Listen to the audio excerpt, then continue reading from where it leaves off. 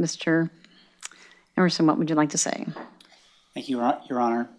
First, I want to say thank you to Christine, Stephen, and Allison for your words. They deeply impact me.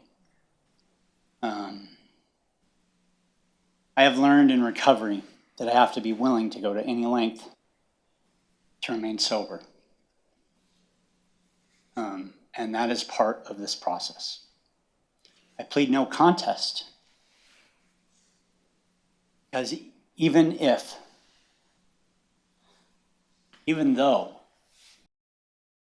anybody, I still made the decision to take psilocybin, and that led to my inability to determine that I was operating in reality for an extended period of time.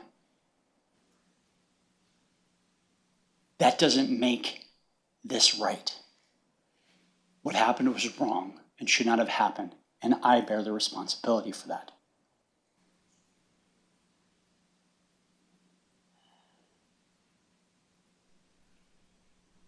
Your words, Allison, and Stephen through Allison and Christine, will help me continue to live my life one day at a time, trying to progress and become better.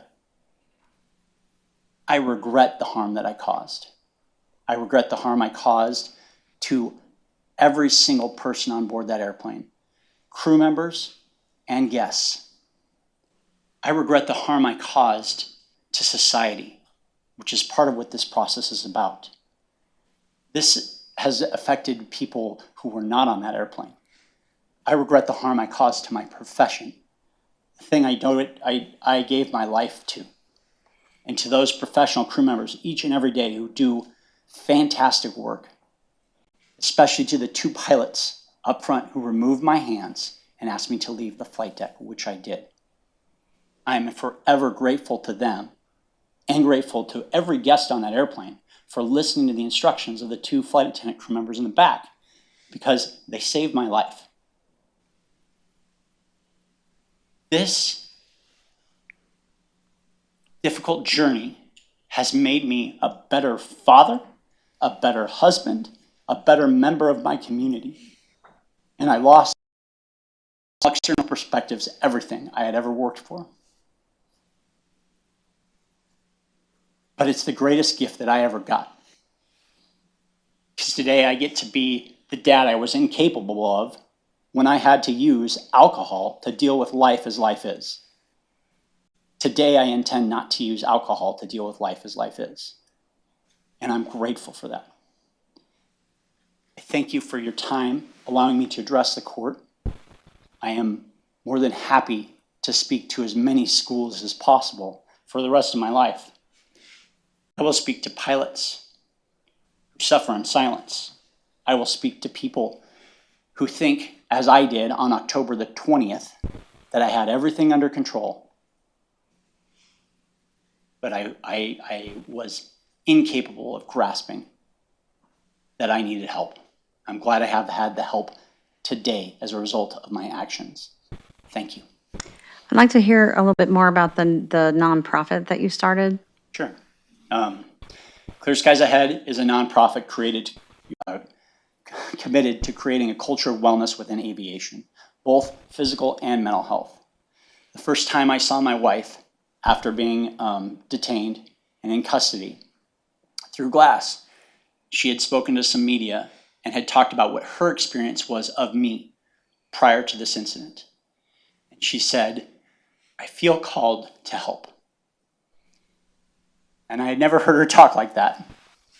And it touched me deeply, and I said, I would like to help as well. Upon my release, pre-trial, as I was entering inpatient treatment for alcohol, I had a conference call with a friend of mine who started a nonprofit, and he helped sponsor and develop and grow. He brought his executive director on board.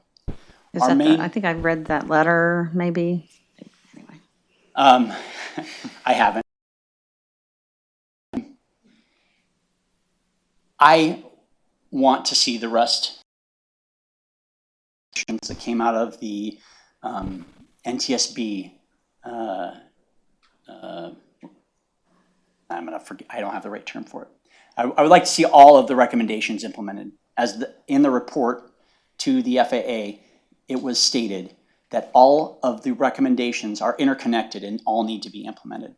And I applaud their efforts and hope to continue to see more efforts in aeromedical certification of aviators.